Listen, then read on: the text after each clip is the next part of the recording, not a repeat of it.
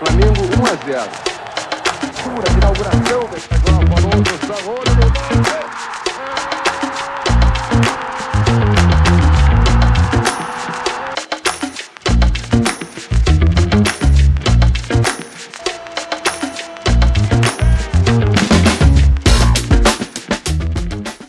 Nos dias de hoje, ser bom é fácil, difícil é ser justo. O que você acha, Jorge? Eu sei que é uma resposta complexa, uma avaliação complexa, mas eu confio muito que você tenha assim, uma boa resposta. Gottardo, em primeiro lugar, é muito bom estar contigo. Você sabe que eu sou um admirador, eu era um admirador do seu futebol. Obrigado. E da sua liderança, né? Sempre foi um líder dentro de campo. E pelas suas conquistas também, né? Desejo todo sucesso aí nessa nova fase da vida. Muito bom, você é um cara inteligente. Obrigado. Bem, é uma pergunta como você falou. Ser bom, às vezes, é até muito mais fácil e mais simples. Você tratar bem as pessoas, tratar as pessoas com respeito, dar atenção, você passa a ser uma pessoa boa. Por outro lado, você pode também ficar muito em cima do muro. Essa questão de ser justo. E é bem complexo, porque justiça para mim, se eu for falar de educação de filhos, por exemplo, tem algumas justiças que algumas pessoas não vão concordar com a minha forma de lidar. Se eu for falar de religião, por exemplo, eu creio em algumas coisas que eu creio que Deus ele é amor, mas também ele é um Deus justo. Correção. Ele vai de correção. Então, assim, é muito complexa mesmo. Se a gente for falar de política, por exemplo, a coisa abrange aí vamos mudar a temática do programa. Então, é muito difícil realmente você ser justo. E eu procuro, dentro da minha vida, ser o mais justo possível, mas tem hora que o meu posicionamento pode afetar alguém que tem um pensamento diferente. Aí o mais importante é a gente ter o equilíbrio e o respeito com o pensamento de uma outra pessoa. Perfeito. Nos últimos anos a gente tem passado assim, por muitos atritos, né? A gente vê pelas mídias, né? No país dividido, né? Foi segregado por uma ideologia. E o que eu aprendi nos últimos anos é o seguinte: eu não levo para o coração mais. Porque se você levar para o coração determinadas colocações, divergências, você se entristece e te faz mal. É aquela história, você está tomando aquelas gotinhas de veneno, não vai mudar nada. E tentar continuar fazendo o bem, como você acabou de citar.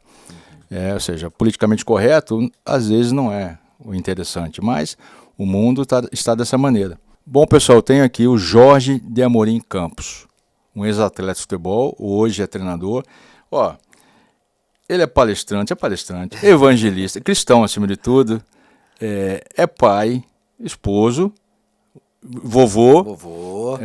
Empreendedor, psicólogo, coach. Como treinador, você tem que fazer tudo. Tem que ser, Jorge. Se não for, não funciona, né? Gestor de talentos, gestor de pessoas. Tem conhecimento geral de logística, nutrição, tem tudo. Tem, porque o treinador tem que saber essas coisas todas, né? Está aqui, é um convidado de honra, sinto muito feliz, né? Honrado ter você aqui. Tem muitas histórias para contar. A sua origem, eu sei que é uma origem de batalhas, muitas batalhas. Você caminhou junto com muitas pessoas boas, né? Podemos até citar mais ali para frente. Uma perda que vocês tiveram, né? O mundo teve, né? Que é a ida do Carlos, né? Que nos deixou. Tive a oportunidade de conhecer a família dele também e conhecer por tabela, na verdade, através de você, né? Das coisas, né? Um legado que ele deixou para todos, né? Muito, muito bacana, né? E o Jorge está aqui para falar um pouco da sua experiência, né? De atleta, um pouco do início também. Nós não vamos falar, não, porque lá no ventre da mãe, não, isso não. Para que você entenda o que é a vida de um atleta, alguém que sonhava em ser um jogador de futebol, né? O processo todo, o que ele fez, quando se realizou no primeiro contrato que ele assinou profissionalmente. Foi na América? Foi na América. Foi na América, né? Depois ele foi subindo, sem ofender o América, né? Você foi subindo, foi evoluindo na questão de qualidade técnica, tática e também contratual, que fez melhores contratos. Esse é o Jorge, né, Jorge? Diga um pouquinho do início e nós vamos falando também das suas passagens na Ásia, na Europa, a Copa do Mundo como auxiliar, como jogador, né? Tudo isso é importante. A gente está fazendo um resuminho e dizer para as pessoas que existe um lado romântico, e existe o lado oculto, que as pessoas desconhecem e acham que é mil maravilhas, né? Eu confio muito bem na sua estratégia, na sua maneira de trazer essas informações para a gente. Eu acho que é muito legal porque através de um programa como esse, um podcast desse, a gente pode trocar ideias e falar um pouquinho da nossa vida. É muito legal, porque é aquilo que você falou, as pessoas acham que só vê a ponta do iceberg, não vê o que está por baixo, as dificuldades, as lutas. Então, eu posso desenvolver um pouquinho mais. Quer dizer, tudo começou com um sonho na minha vida. Eu, com 6 anos de idade, eu ouvi o Brasil sendo campeão do mundo em 1970. Porque eu achei que eu não tinha televisão, meu irmão falou, não, a gente tinha televisão sim, nosso pai era técnico de televisão e antena, a gente tinha uma televisão preto e branco. E a maioria das pessoas foram para um vizinho que tinha uma televisão a cores, eu não sei se era a cores ou se era daquelas com as 3 cores que a gente colocava, aquela telinha. Botava uma tela na frente, eu tive isso aí também. E eu lembro que tinha uma multidão, eu morava em Cascadura, ali próximo da ponte, Avenida da Sidônio Paz, e todo mundo foi para baixo da ponte e ficou ouvindo o jogo do Brasil. E quando o Brasil foi campeão, cara, houve uma explosão de alegria, todo mundo se abraçando e tal. Eu, com 6 anos de idade, aquela coisa de garoto, falou assim, eu vou ser um jogador de futebol. Quero isso pra mim. Eu só lembro exatamente só disso, não lembro de mais nada, de nenhum momento, só lembro daquele momento de explosão. Poxa. Eu lembro até que tinha um caminhão, um caminhão de batata que tinha estragado e a gente brincou de jogar batata um no outro, batata podre. Criançada. Coisa de criança mesmo, de comunidade. E ali eu tive esse sonho e esse desejo. Esse desejo veio a se tornar mais realidade, principalmente quando eu fui para Guadalupe, com 8 anos de idade, que ali tinha 2 quadras e um campo, comecei a jogar futebol, onde eu desenvolvo o trabalho social, hoje chamado Instituto Bola para Frente, é justamente nesse espaço, que eram mais ou menos ali, hoje nós temos 10.500 metros quadrados. Conheci lá, ótimo. Quase 11 mil metros, e ali eu comecei realmente a desenvolver muito bem. Com 13 anos eu comecei no América. Em 1978, fui fazer um teste no América de zagueiro, na tua posição. E eu lembro até hoje que o seu Djalma falou assim, você é muito bom jogador, treinei, fiz um treino legal de zagueiro, e falou, mas é melhor você ir para lateral, porque você é muito pequenininho. Meu apelido virou Gigante por causa disso. Fiquei com o apelido de Gigante, mas jogando já de lateral. Ele já achava isso na época? Você tem 1,75 m, 6? Isso. Eu tinha a possibilidade de crescer, porque eu tenho um irmão que ele é bem alto, ele já era bem alto, tinha 1 metro, meu irmão José mais velho tem 1,87 m. Meu filho também é grande, tem 1,87 m. Eu falei assim, vou ser zagueiro porque eu vou crescer igual meu irmão, só que o meu outro irmão é baixo, igual a mim. E acabou que eu fiquei em 1,75 m e foi muito bom o seu Djalma ter tido a percepção. Falou, você tem muita capacidade, muita qualidade, então eu vou te jogar na lateral direita porque eu acho que você vai se encaixar muito bem. E aí eu segui dessa forma. Olha a visão. Rapidamente, assim, eu estava para ser dispensado com 17 para 18 anos, quando a gente subiu na época lá de juvenil para juniores, e aí chegou o Edu no América. Só um parênteses, você disse que estava para ser dispensado, quer dizer, isso aí, trazendo para os dias de hoje, nós temos dezenas, centenas de garotos que passam por esse processo. Como é que se encarou isso? Foi muito difícil, porque eu entrei na lista de dispensa em dezembro e a gente deveria se apresentar ao novo treinador, que tinha um antigo treinador, e o Edu estava chegando em janeiro. Só que quando o Edu chegou em janeiro, ele, para nossa surpresa, ele falou, não, eu não vou dispensar ninguém. Concordo. Eu vou analisar, vou dar oportunidade para todos jogarem. Ele começou a perguntar nome e posição. E aí, quando ele chegou em mim, ele falou, seu nome? Eu falei, meu nome é Jorge, mas meu apelido é Gigante. Aí ele falou, pô, tá de brincadeira, com esse tamanho. Ele é menor que você, menor né? que eu. Falou, com esse tamanho, ele falou assim, não, seu nome é o quê? Eu falei, Jorge. Aí ele falou, então, melhor Jorginho, né? E de lá pra cá virou Jorginho. E o Edu foi o responsável por isso. E ele falou, você joga de quê? Eu falei, eu jogo de lateral direito. Jogo também de lateral esquerdo, mas se você precisar, eu comecei como zagueiro. Na época, normalmente os clubes levavam para os jogos 16 jogadores. Então era muito importante ter um jogador que fosse coringa, que pudesse jogar em algumas posições, e ele me colocou para treinar de lateral direito, lateral esquerdo e também de zagueiro. Impressionante. Em janeiro de 1982 eu ia ser dispensado do América.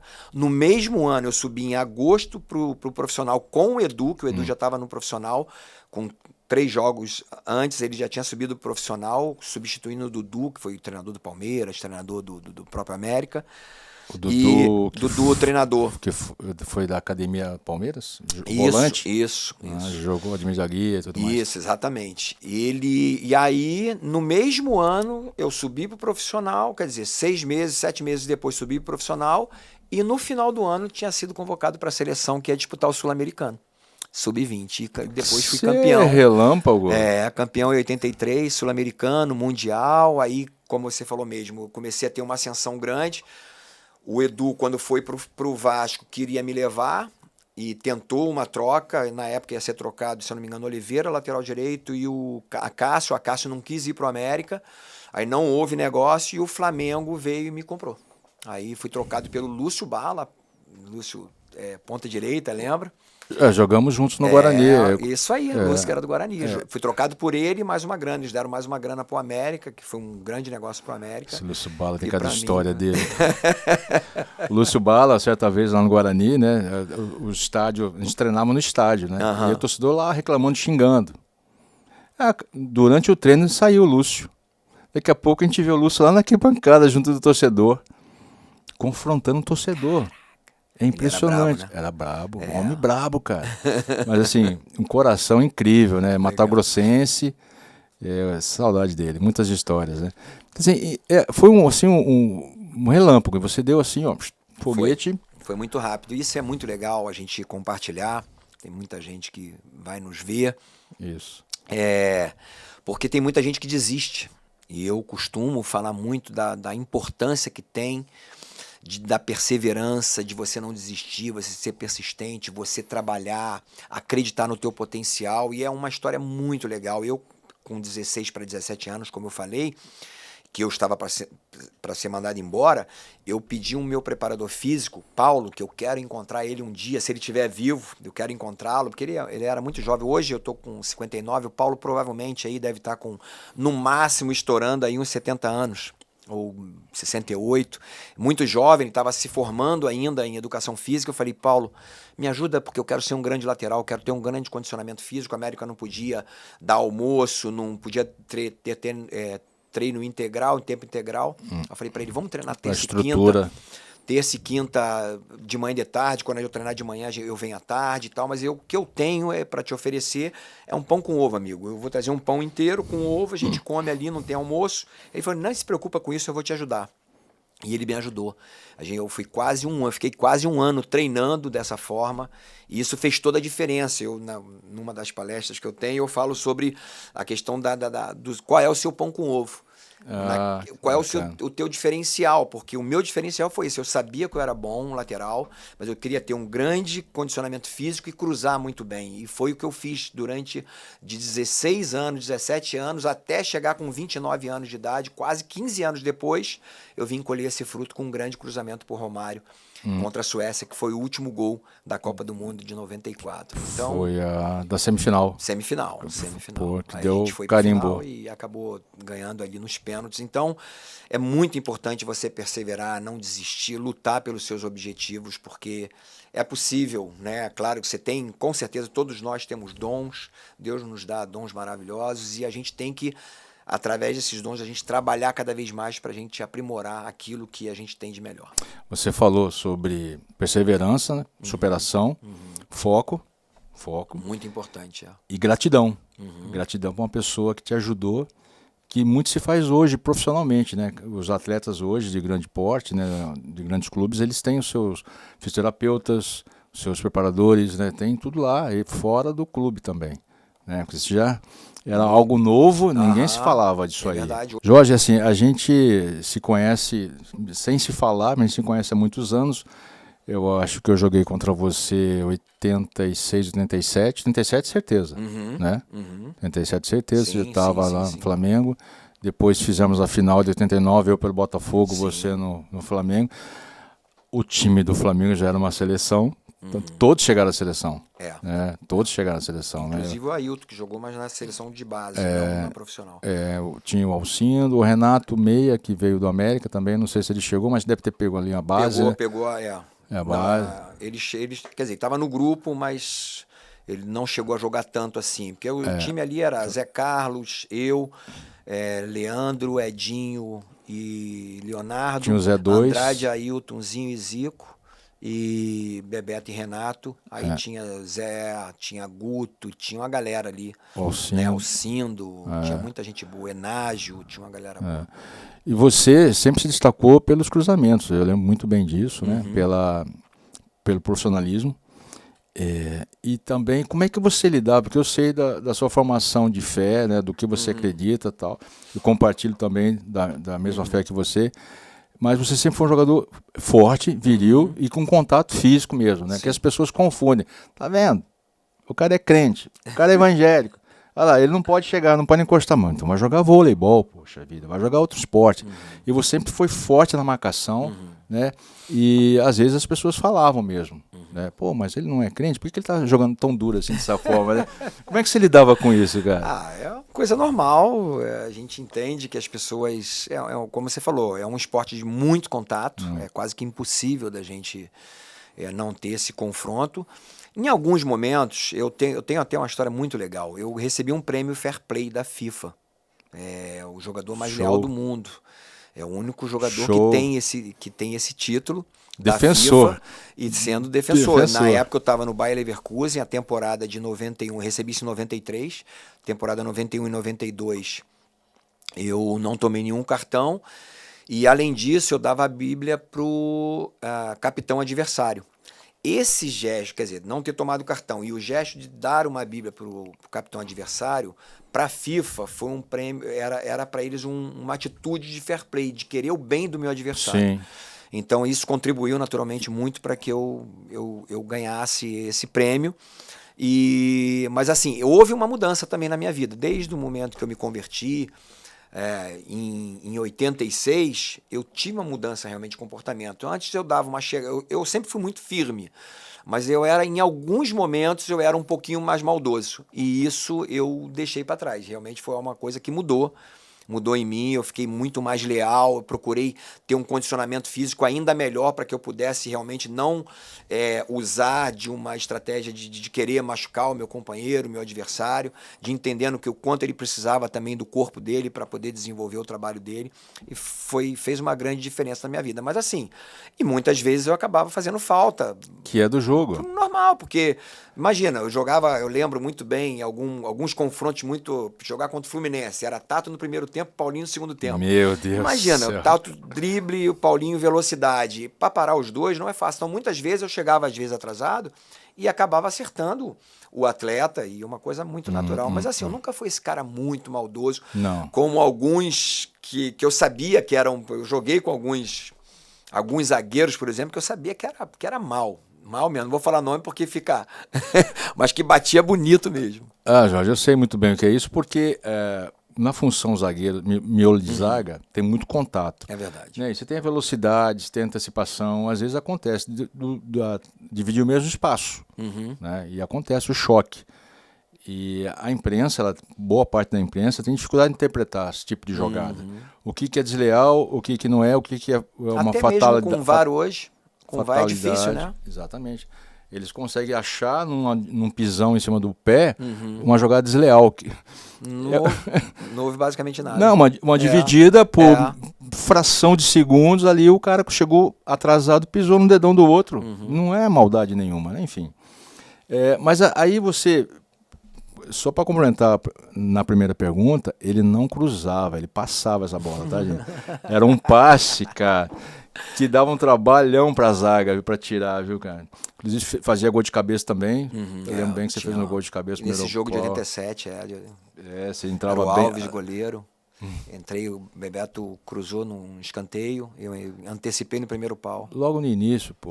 O Alves foi expulso em seguida. Ficamos com 10 jogadores ali. Um negócio maluco, ninguém entendeu até nada. Todo mundo olhou pro árbitro, olhou pro Alves, mas por que o Alves está falando isso? Ninguém entendeu nada, cara. É um negócio meio doido, né? Mas, enfim, passado. aí você foi crescendo, logicamente, né? Foi ganhando seu espaço, ganhando credibilidade também. E quando você se transferiu, eu sei que no Brasil você é vitorioso, né? A gente pode voltar a falar do Vasco, também jogou de meia no Vasco. Lá na Alemanha, que foi o primeiro país que você saiu, né? Bayer Leverkusen, isso. Eu queria que você falasse da sua experiência sobre treinamentos, porque a gente vai trazer para os dias de hoje, né, de contemporâneo, as metodologias, para você, a gente está tentando criar, assim, não um modelo sistêmico, nada disso não, mas criar uma ideia do que se fazia lá e o que se faz hoje. O que você viu na época, né? Pode até falar de bastidores, de fisioterapia e tudo mais, a sua passagem lá depois ou a ida para o Japão, né? Isso, foi assim, uma experiência maravilhosa de Alemanha, quase 6 anos. Eu saí na última temporada minha com o Bayern de Munique, depois fui para o Japão, mas foi realmente uma experiência muito boa para mim. A metodologia de trabalho era bem diferente. Aqui você sabe bem disso, a gente fazia muitos trabalhos com campo grande, trabalhos táticos, trabalhos coletivos, sempre com campo grande, e lá se fazia muitos trabalhos em jogos reduzidos.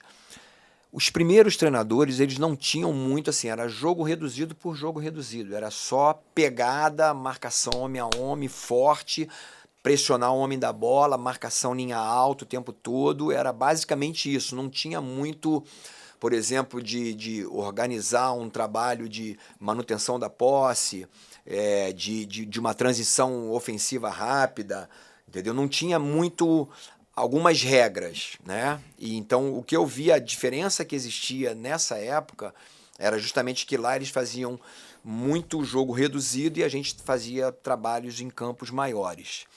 E depois eu tive a oportunidade de trabalhar com Beckenbauer e Giovanni Trapattoni. Aí já mudou a situação. Já o Beckenbauer, ele era um cara muito didático.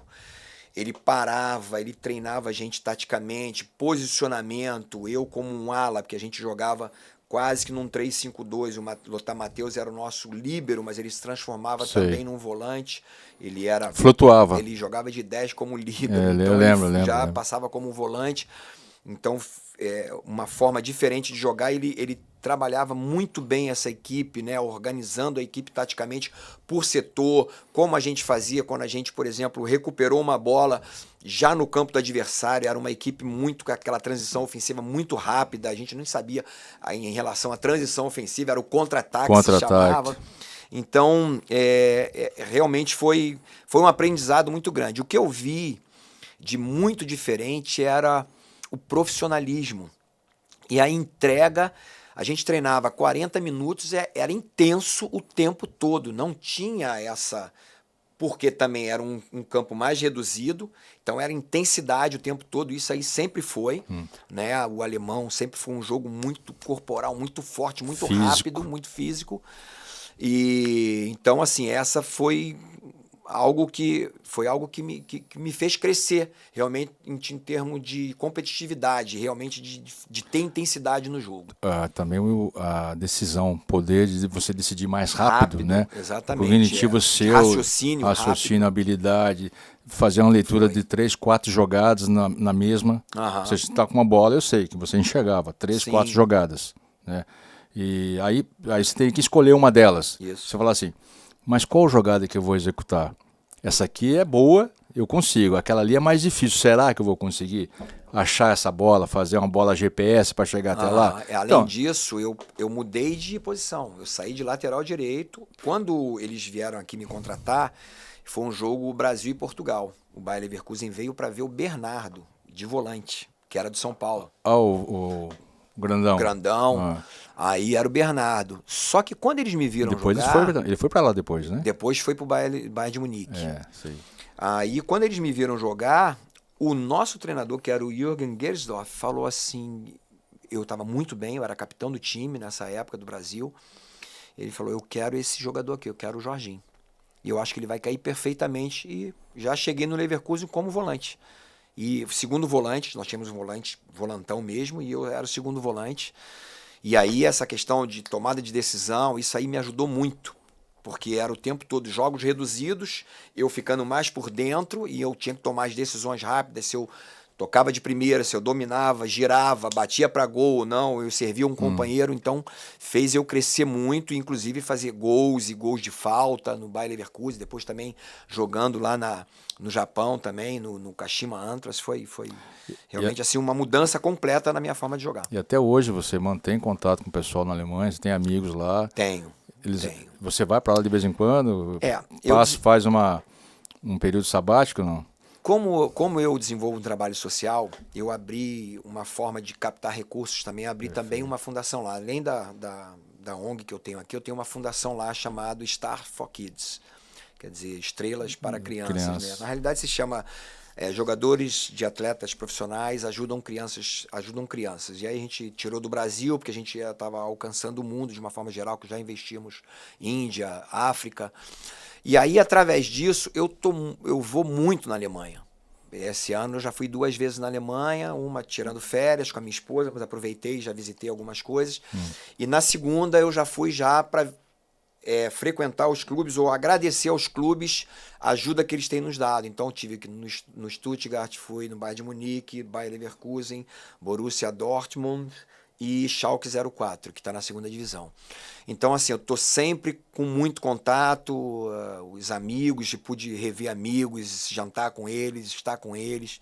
Foi um período, assim, muito, muito legal. E lá, realmente, eu fiquei com uma amizade muito grande. Eu tenho amizade também no Japão, muito boa, mas o Japão é muito longe, é muito mais difícil de ir também, né? E, assim, a Alemanha hoje virou quase que a minha segunda pátria. Bom, o alemão tá em dia então, né? Tá em dia, tá bem, em dia, legal. O Dunga não falava muito bem alemão, ele não Dunga, gostava. Palavras soltas, ele fala muito bem o italiano, mas... Jogou em Stuttgart. O alemão era só Danke. Danke. Foi o que eu falei no curso da CBF pro professor lá, alemão. Quando ele acabou a aula, eu falei, Danke. Aí, aquele silêncio, o que é isso, gente? Falei, obrigado, vocês não sabem não, pô. De lá você foi pro Japão e ali aflorou lá do artilheiro seu, hein? Você fez 26 gols na temporada, ou mais talvez, né?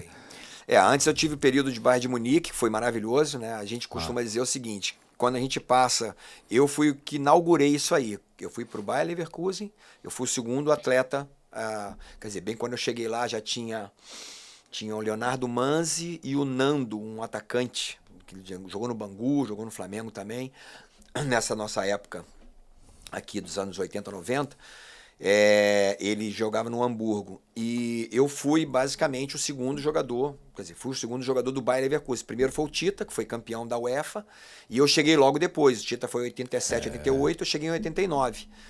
E aí eu inaugurei essa questão de jogador e primeiro para o Leverkusen, depois ir para o Bayern de Munique. Porque o Bayern de Munique ele não queria pegar um jovem, ele preferia pegar um cara mais pronto. Cascudo. Então eu já estava com 27 anos, já mais cascudo, já realmente experiente, tinha passado por um momento de adaptação, e aí o Bayern de Munique me levou e foram vários ali, foi Lúcio, foi Paulo Sérgio, Zé Roberto, e vários fizeram esse Leverkusen primeiro e depois acabaram no Bayern de Munique, porque também queriam ser campeões, né? Bem que o Leverkusen esse ano está muito bem. Tá com o Xabi Alonso fazendo um trabalho maravilhoso. Eu tive a oportunidade de estar lá, acompanhar os trabalhos dele, recebi todos os vídeos durante 7 semanas, eu tenho todos os vídeos de trabalho. Isso é que é muito legal. Aqui, Gottardo, você sabe que a gente pode falar à vontade. A gente está sendo tratado como ultrapassado, que não estuda. Eu fiz 4 anos, fiz 2 anos de licença A, 2 anos de Pro e viajo quase todo ano quando eu estou livre, naturalmente, para poder observar, ver o que está se passando. E o que eu pude comprovar, o trabalho do Xabi Alonso é um trabalho muito bom, mas muitos trabalhos que ele faz, táticos, trabalhos de campo reduzido, trabalhos também com campo normal, de 11 contra 11, exatamente idênticos daquilo que a gente faz aqui. Não tem muita novidade. Aí eu fiz a pergunta para ele, o que você acha que acontece, por exemplo, aqui não acontece no Brasil? Eu expliquei para ele a situação, ele falou, é uma coisa muito simples. Nós aqui nós temos tempo para trabalhar. Eles me deram, a equipe do Leverkusen, eles sabiam que é uma equipe que tem um bom elenco, mas é uma equipe limitada, que é difícil de por exemplo, concorrer ali com o Bayern de Munique, com o Borussia Dortmund, aqueles que têm muito dinheiro, mas eles me deram tempo para trabalhar. E a coisa está acontecendo, e foi muito rápido para ele. Ele está fazendo um trabalho excepcional, tanto que é o primeiro colocado na Bundesliga. Então, assim, essa é a diferença que a gente está vendo hoje. Então, passei esse período no Bayern de Munique, aí sim depois fui para campeão, né, pelo Bayern de Munique, fazendo um golaço. O gol mais bonito que eu fiz foi de esquerdinha lá, na contra gaveta? o Schalke, na gaveta, cara, na gaveta. O Matheus tinha feito um gol de falta, Lothar Matheus, e eu fiz o segundo gol. E foi maravilhoso. Bati assim, quase com a parte externa do pé, a bola fez uma curva assim, entrou no ângulo esquerdo, no ângulo direito do goleiro. Que coisa linda. Você... Tempo bom, tempo bom.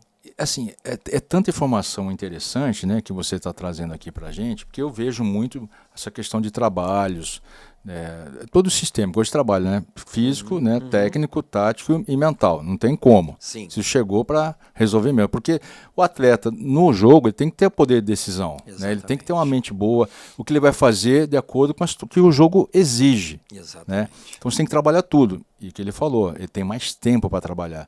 Aqui você tem 3 semanas, né, para você já obter vitórias. Ou seja, se você tiver 2 derrotas, um empate, está sujeito à rua, né? Ainda mais sendo treinador brasileiro. E eu vi um vídeo dele essa semana, trabalho analítico. Trabalho analítico. Ele fazendo os lançamentos para alguém na beirada cruzar, né? Um cruzamento numa parte do campo um pouco além da sua especialidade de fazer essa curva, como o Wilson Goiano também cruzava muito bem, né? Não precisava chegar até a linha de fundo.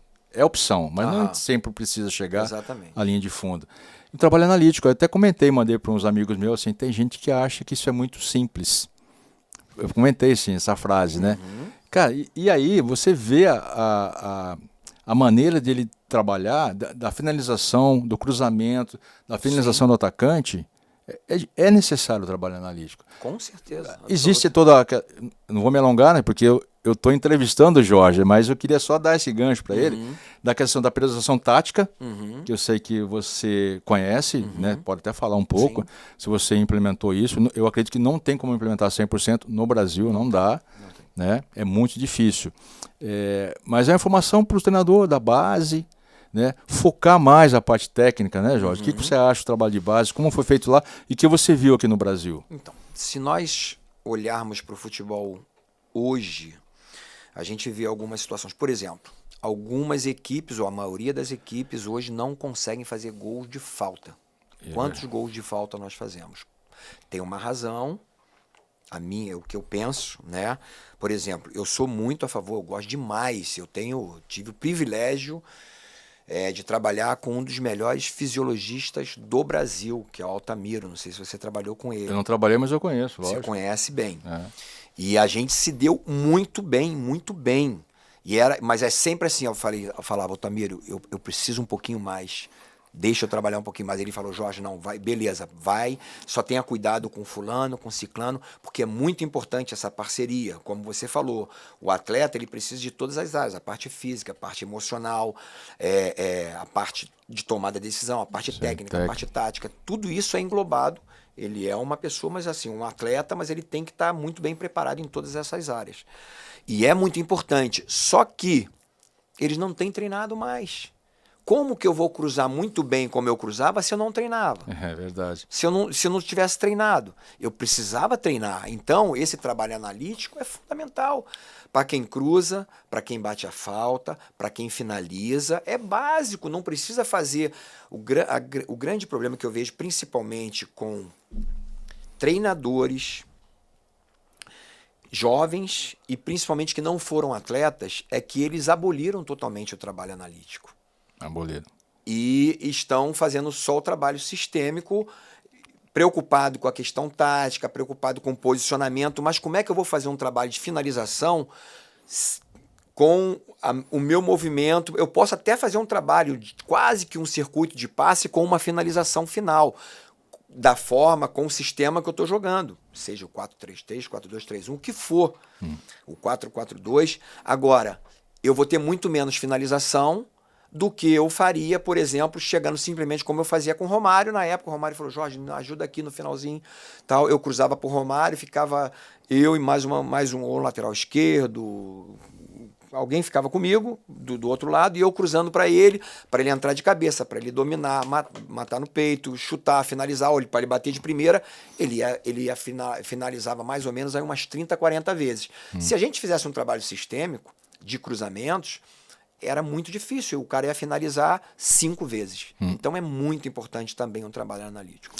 Eu acredito muito nisso. Eu vejo na base, eu analiso os trabalhos na base e vejo o que nós estamos revelando de atletas. É um assunto para uma outra ocasião, porque eu vejo atletas subindo, todos eles sobem, na verdade, com falhas, com deficiência, natural. Né? Eu não tive base, mas eu subi e fui aprendendo, fui evoluindo. Né? Você teve base, mas acho que nem tanto. Menos tempo, foi de... É isso aí. E depois já explodiu logo lá com a Edu. Eu cheguei em 78, eu fiquei 2 anos no América só fazendo amistosos. O América não disputava infantil. Então eu estava de 13 a 15 anos. Eu só comecei a disputar, eu joguei 2 anos de juvenil e 6 meses ou 7 meses de juniores. Quer dizer, foram basicamente jogando mesmo, foram 2 anos e 8 meses. Pessoal, atenção nesse conteúdo aqui, que isso pode ajudar muito você, professor da base, professor que está iniciando, que tem uma escolinha. É muito importante estar atento na evolução do atleta individualmente. Eu falo isso muito com alguns acadêmicos, amigos meus, e eles estão dizendo que agora isso virou pauta, já virou assunto de curso, da evolução de um lateral, de um zagueiro, a especificidade de cada posição, exatamente. Você trazer depois o individual para um coletivo. Exatamente. Não adianta só o tático e você não vê um drible, você não vê um contra um eficiente. Né? Quantos 1 contra 1 a gente tinha na época, que a gente tinha que induzir o adversário a fazer o que a gente queria. Hoje não, existe uma blindagem diferente. Quando os zagueiros se colocam na posição de 1 contra 1, a maioria fica meio perdida, né? Não consegue encontrar o espaço certo para isso, né? Essa metodologia no Japão, você comparando com a Alemanha, com a nossa, também como é que foi lá? Eu sei que o seu período foi muito bom, né? Foi no período que o Zico jogava ainda. O Zico era já o nosso diretor. Quem era o treinador? Edu, que me subiu pro profissional. Eduzinho. Mais uma vez, o Edu fazendo parte da minha vida, me levando para o Japão, porque o Kashima tinha liberado o Alcindo em 95, logo depois da Copa do Mundo. O Kashima, o Alcindo não acertou o contrato e acabou indo para o Verde Kawasaki. E o Zico queria um atacante. Falou, Edu, vamos trazer um atacante. O Edu falou, não quero. Eu tenho aqui 2 atacantes, que é o Hasegawa e Kurosaki, que eram 2 grandões, muito bons jogadores. Manaka, um baixinho também, que chutava muito. Ele falou, eu quero o Jorginho. E ele foi lá na Alemanha me pegar. O Zico falou, não, a gente não pode, tem que trazer. E ele conseguiu convencer o Zico. Ele falou, eu quero o Jorginho porque eu preciso de liderança em campo. Eu preciso de um treinador dentro de campo. E ele falou, eu tenho certeza que ele vai me ajudar por aquilo que ele já aprendeu, principalmente em termos de Europa. O tempo que eu passei com ele, eu tenho certeza que vai contribuir muito. E foi muito legal. Que era esse meu papel dentro de campo. Eu, Leonardo, Carlos Alberto Santos, éramos aqueles que estavam no início ali, né, no Kashima. Éramos treinadores mesmo. A gente posicionava os caras, organizava. Quantas vezes eu conversei com o meu lateral perguntava, quando que eu tenho que passar? Quando que eu tenho que começar a me soltar? Aí eu falava para ele, a bola está com o lateral esquerdo, passou, bateu no pé do volante, né, já do lado dele, você já começa a se soltar, automaticamente a gente vai, era a nossa forma de jogar, a forma do Edu jogar.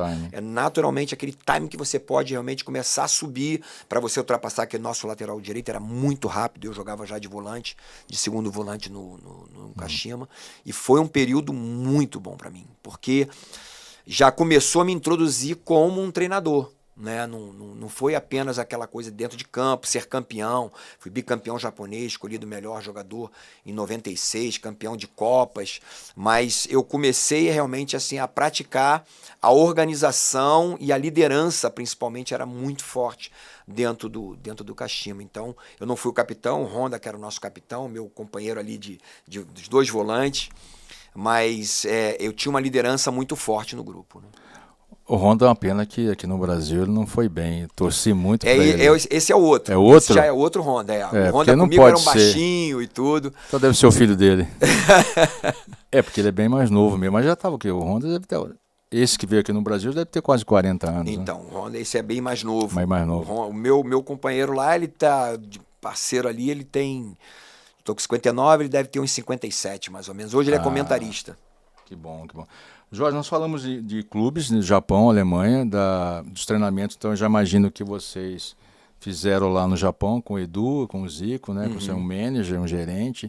A organização toda do futebol japonês passou realmente pelas mãos do Zico, né, com as ideias, implementou uma série de situações. O Zico deu um outro nível para o futebol japonês. Diz que não tinha nem gramado, é verdade? Exatamente. Ele jogava, sinceramente, na época do Kashima lá, que era Sumitomo, era basicamente que se chama Kashima Sumitomo, ele jogava em campo de barro mesmo. Terrão, lama. Zico ralou, e por isso que ele merece ser o que ele é hoje, abrindo várias escolinhas lá no Japão, porque ele tem muita moral e é um cara sensacional, e ele realmente foi o cara que fez com que o futebol japonês assim exportasse hoje japoneses para a Europa. Tem jogadores na Europa bastante de extrema qualidade, muito bem organizados taticamente, com muita qualidade técnica. A Copa do Mundo anterior, a seleção japonesa jogou contra a França, se eu não me engano. Não sei se foi essa Copa ou foi a outra ainda. Eu lembro bem. O Japão teve um escanteio, por favor, já tinha passado o tempo, né? E aí o Japão resolveu cruzar essa bola na área. A França roubou a bola, fez o gol e eliminou o Japão. A França depois foi campeã. Acho que foi exatamente essa Copa, a última. A penúltima, né? Você, para fechar esse ciclo seu de atleta, né? Você teve sucesso lá. As suas conquistas como um atleta, o que mais assim, te representa, o que mais toca o seu coração, quais são? Copa do Mundo. Copa do Mundo. Não tem nada mais parecido com isso, porque tive o privilégio de ser campeão com o Flamengo, depois fui para a Alemanha, fui campeão com o Bayern de Munique, fui para o Kashima, fui campeão com o Kashima algumas vezes também, voltei para o Brasil, São Paulo, fui 4 vezes saindo nas semifinais, né, de Rio São Paulo, Copa do Brasil, Brasileiro e Paulista. Doído, hein? Eu acho que você estava naquele time lá, você estava no Botafogo em 99? Não, eu estava no Sport Recife. Tá. Em 99 a gente perdeu pro Botafogo, gol de Bebeto. E falando nisso, eu vi um jogo seu, foi do Cruzeiro, não foi? Que vocês foram? Foi você e Bebeto que foram? Eu não fui para esse jogo. Lá na final no Japão, contra o Borussia Dortmund, o time do Julião. Sim, mas você estava no time, né? Você estava antes no time. Estava, mas eu não fui. Por umas razões não técnicas, né? Mas eu não fui. É uma história chata. Eu lembro disso, lembro bem disso. Até o Julião procurou por mim lá, cadê o cara, meu? O Júlio César. Né, bicão assim. Falei, ele roeu lá o osso, agora não veio, Legal, gente boa demais. E aí eu voltando pro Brasil, como eu falei, São Paulo, aí vim pro Vasco, tive o privilégio de ser campeão, né? Campeão brasileiro, 2000 também Mercosul, aquela virada em cima do Palmeiras, que agora o Palmeiras em cima do Botafogo veio reviver uma situação como essa, muito parecida com aquela, e por isso que o Palmeiras está chegando aí. Com certeza é campeão brasileiro, não tem como tirar deles isso aí. Jorge, esse jogo aí é um dos melhores jogos que eu vi. Esse jogo do Vasco e Palmeiras 4-3, lá, né, Parque Antártica. Mas porque eu vejo como olhos de treinador, assim, ótica de treinador, não como torcedor. A imprensa comenta, as pessoas comentam no jogo que ocorreu lá na Vila Belmiro, Santos e Flamengo, foi acho que 5-4, 6-5, não sei. Mas se você analisar aquele jogo taticamente, né, o que foi apresentado pelas equipes, você fala, não pode ser. Isso é um jogo que ao término vai ter um churrasco. Sim. Essa é a minha visão, tá? Vai ter um churrasco ali, todo mundo vai se divertir, pronto, depois vai cada um para sua casa. Mas esse jogo no Parque Antártico foi fantástico. Fantástico. Foi um dos melhores que eu vi na minha vida. Perdendo de 3-0 no primeiro tempo, o Palmeiras muito bem, não tinha a menor possibilidade. Eles, principalmente a transição ofensiva, o contra-ataque deles era mortal. Eles muito bem, com jogadores de velocidade. E a gente não conseguia marcar. E no segundo tempo, a atuação tanto do Joel Santana como do Eurico Miranda foi muito importante. Joel Santana entrou com a parte tática, ele falou que o que a gente estava sofrendo na realidade era no contra-ataque que a gente estava sofrendo, a gente estava se expondo muito, porque era uma equipe muito qualificada, a gente tinha Euler, Juninho Paulista, Juninho Pernambucano, Romário, assim, tudo atacante, são jogadores que não eram fortes na marcação, e a gente estava sofrendo com essa transição, e a gente tinha que organizar isso, a gente principalmente perdendo de 3-0, a gente não podia tomar mais um gol e a gente tinha que ir devagarinho. Aí entrou o Eurico falou assim: vocês precisam ir para campo como se estivesse 0-0. A responsabilidade toda é minha. Se nós perdemos, mas se nós fizermos um gol, eu lembro até hoje, ele falando, se nós fizermos um gol, eles vão tremer, porque o nosso time é muito bom. Eurico e aí, isso? Eurico falou isso. Falou, vão como se tivesse. Nós vamos ganhar o segundo. Se a gente ganhar, se a gente fizer um gol, eu vou ficar feliz da vida que a gente ganhou o segundo tempo de 1-0. Não se preocupem, porque quando eles tomarem um gol, eles vão tremer e não aconteceu outro. Contextualizar essa posição de Eurico, porque quem estava no time, no comando técnico, era o Oswaldo Oliveira. Oswaldo Oliveira, então, que fez todo o trabalho, todo o trabalho. Então, talvez isso, né, seja uma mensagem que o Eurico falou assim, eu tirei o Oswaldo, eu sou responsável. É o fracasso ou não? É verdade. Eu acho que com o Oswaldo também... A gente chegaria também. Tá. O Oswaldo ele fez um trabalho maravilhoso, foi um momento, assim, eu posso até detalhar o que aconteceu. Na realidade, ele, após o jogo contra o Cruzeiro, que nós empatamos em casa, o Eurico Miranda havia convidado o Filipão para ser treinador do Vasco. O Filipão não quis. E na saída do campo, do intervalo, o Oswaldo Oliveira abraçou o Filipão. E ficaram ali, aquela resenha, foram para dentro do vestiário. Sim. Isso aí já deixou o Eurico já incomodado, porque ele estava chateado com o Filipão, que ele não queria vir para o Vasco, ou não veio para o Vasco.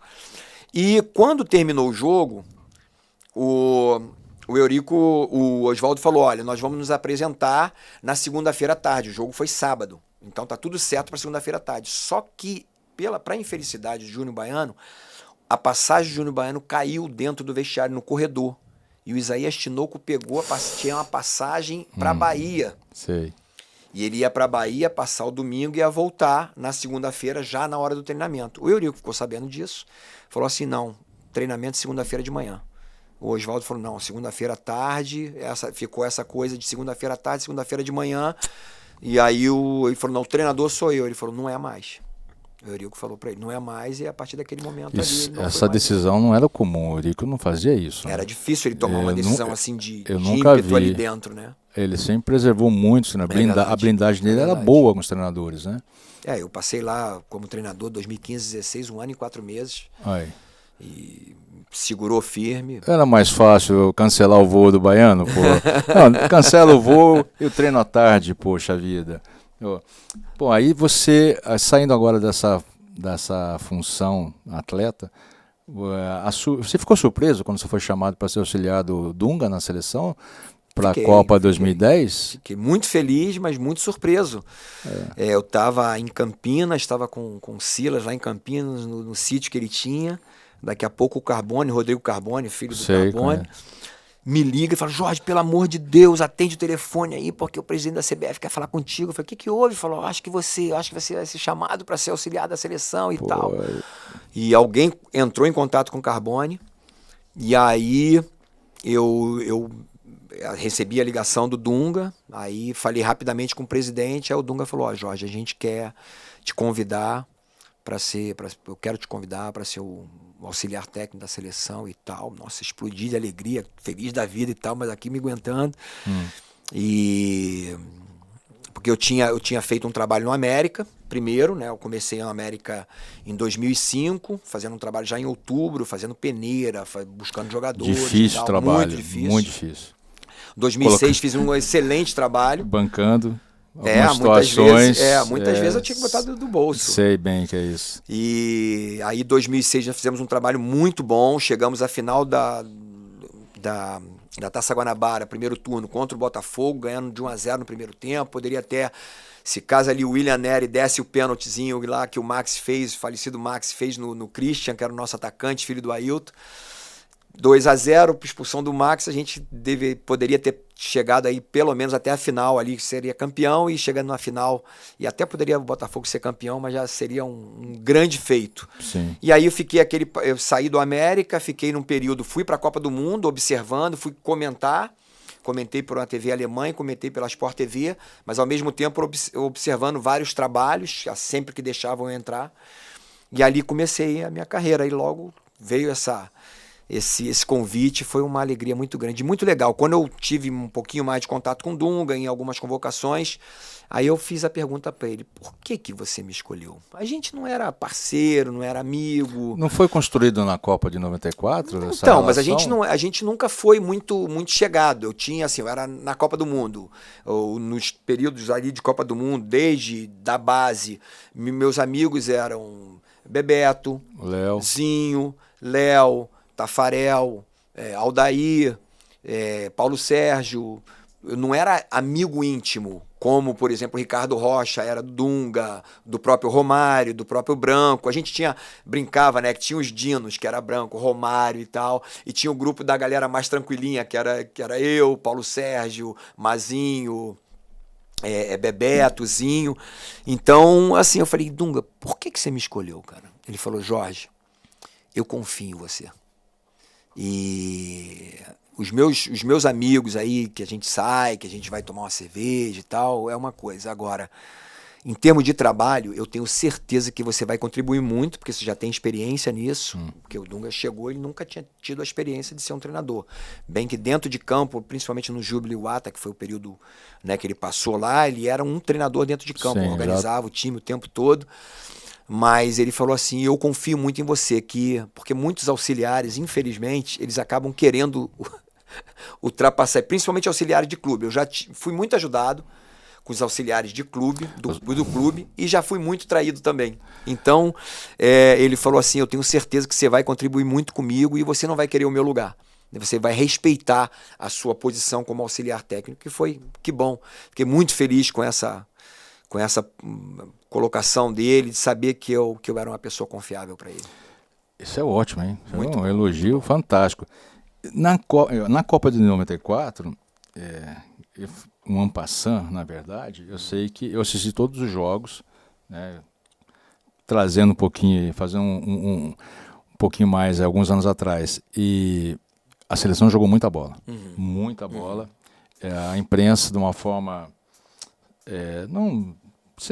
desonestamente, dizendo que era uma seleção de empate, uma seleção que jogava um futebol feio, que ganhou a Copa sem brilho, porque eles não entendiam qual era a proposta que vocês tinham para jogar.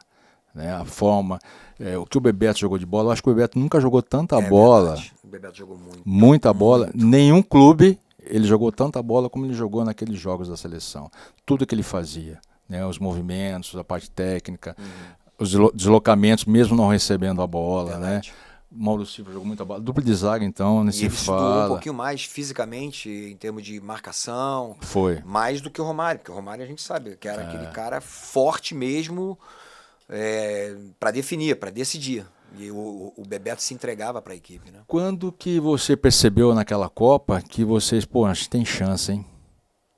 Quando que teve esse start? Foi antes, na Copa América, ou foi ali durante a Copa? Foi, cara, Gotardo, nas eliminatórias, você lembra que a gente perdeu para a Bolívia, lá em cima. A gente tomou de 2-0, o Tafarel tomando um frangaço, batendo na perna dele por baixo da Só um dos maiores do mundo, o Tafarel. Exatamente. A imprensa criticou demais ele. Muito. Foi a primeira vez que nós perdemos uma eliminatória. Só que a imprensa precisava entender que era diferente. Naquelas eliminatórias a gente jogava contra todo mundo. E isso não acontecia no passado. Antes era por chave. Então o Brasil classificava a chave dele para Argentina, Brasil, normalmente Uruguai, Paraguai. Era basicamente ou Colômbia ou Chile. A gente jogou contra todo mundo. E foi a primeira vez jogando lá em La Paz que a gente perdeu um jogo de eliminatória da Copa do Mundo. Inclusive nós tivemos a infelicidade também de perder um jogo dentro de casa, que a gente não perdia, quer dizer, a gente nunca perdeu um jogo de eliminatória dentro de casa, acabamos perdendo com o Diniz. É legal a gente entrar nesse papo, porque a gente está falando sobre tempo de trabalho, e eu queria fazer um paralelo exatamente. Vontade. O Diniz, treinador do Fluminense, com tempo para trabalhar, e o Diniz, treinador da seleção, que tem 9 dias. Para cada convocação, ele tem 3 dias para treinar antes do primeiro jogo e mais 3 dias para treinar antes do segundo jogo. Porque depois os caras precisam descansar, não tem jeito. Então, na volta nossa, nós jogamos no Morumbi, ganhamos de 2-0, do Equador, fomos vaiados o jogo inteiro, os caras me xingando, querendo o Cafu, porque o Cafu era de São Paulo, mas xingando Parreira, gritando Tele o tempo todo. Nós saímos dali massacrados, ganhando o jogo 2-0. Saímos vaiados do jogo. Bem lembrado. E fomos para jogar em Recife. Aí a chave mudou. Aí entrou o Ricardo Rocha, né? Aí entrou o Ricardo Rocha, com aquele jeitão dele, e aí ele teve a ideia da gente entrar em campo de mãos dadas, unidos, mostrando, independente do que acontecer fora, a gente está junto. E isso ali fez toda a diferença depois nas eliminatórias todas. A gente chegou no final, no último jogo, precisando ainda de ganhar aquele jogo contra o Uruguai. A convocação do Romário foi fundamental, fez 2 gols. E foi muito importante o Romário voltar a ser convocado, foi muito bom eles entenderem isso, Parreira e Zagallo, que era um cara, independente de qualquer postura do Romário, que tenha feito fora de campo, se acha correto ou não, mas que eles gostaram ou não, eles convocaram o atleta e foi muito importante para a nossa conquista depois. Decisivo. Então, a partir dali, a gente já começou a ver uma grande diferença, inclusive na convocação final, quase que final, porque quando a gente foi para a Granja, quando a gente se apresentou, a gente teve uma reunião. E nós determinamos algumas coisas e decidimos algumas coisas, porque em 90 nós tivemos alguns erros. Por exemplo, a gente deixou família e amigos entrar na nossa concentração. A gente discutiu sobre premiação dentro da Copa do Mundo em 90. A gente não tinha definido algumas coisas, por exemplo, como quantas camisas, quantos ingressos, todas essas coisas foram atrapalhando, desgastando dentro da Copa do Mundo. Em 94 a gente falou assim, não sai daqui, a gente não sai da Granja, não vai embora daqui enquanto a gente não decidir isso. Então, primeiro dia de convocação, ainda estava o Moser, que foi cortado, estava o Ricardo Gomes, que depois foi cortado já nos Estados Unidos, que ele machucou no jogo contra o Canadá. A gente decidiu, então, que não entraria no ambiente nosso de trabalho nenhum familiar, independente se a gente ama ou não, mas não entra, e não entra nenhum amigo. O espaço ali é somente nosso. 3 ingressos para cada jogador, 2 camisas por jogo, não pode dar entrevistas aleatórias, tem que ser tudo certinho, quando for chamado, quando a CBF determinar. Tudo isso fez com que a gente caminhasse dentro da Copa do Mundo, como você falou, foco. A gente tinha perseverança, mas tinha foco. E a gente falou, não entra nada. A gente teve privilégio, que não dá para fazer hoje. Hoje você vê o mundo inteiro, você vê com isso aqui.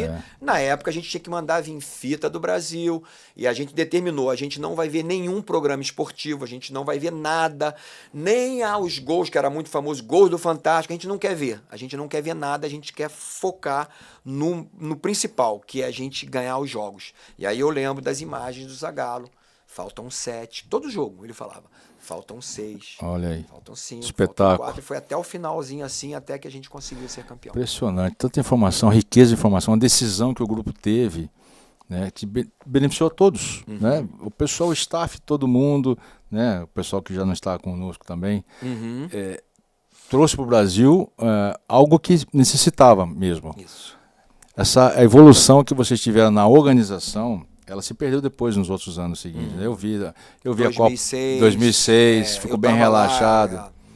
Ficou bem relaxado. Como eu falei, estava como comentarista ao mesmo tempo, analisando, vendo treinos. Nos encontramos lá, uma época lá, né, eu vi os 3 jogos, né? E aí falamos um pouquinho e eu vi realmente o pessoal no estádio, eu vi os jogadores no banco, né, as atitudes e tal. Alguns jogadores foram bem, não todos, né? Mas alguns foram uns 4, 5 que na minha leitura. E essa organização realmente trouxe esse título para a gente. Você, só comentar uma coisa, você falou, né, que, por exemplo, a nossa seleção era uma seleção burocrática.